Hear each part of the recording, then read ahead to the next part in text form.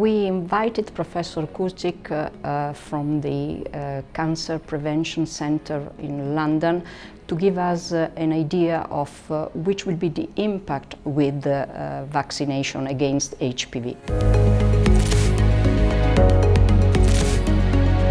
We know that in Europe almost 53,000 people will be diagnosed with HPV-related cancer every year.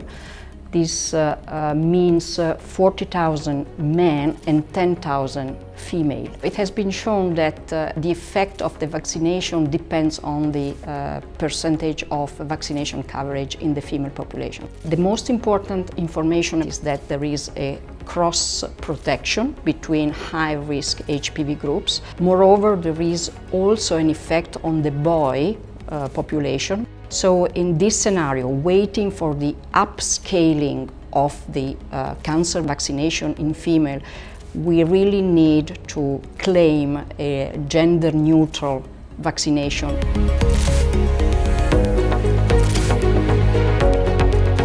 The idea is that HPV vaccination can reduce HPV infection, which is related to the development of many cancers, as well as genital warts. Cancers typically are the cervical cancer, anogenital cancer, and head and neck cancer. And this is the reason why we put HPV vaccination in the head and neck track.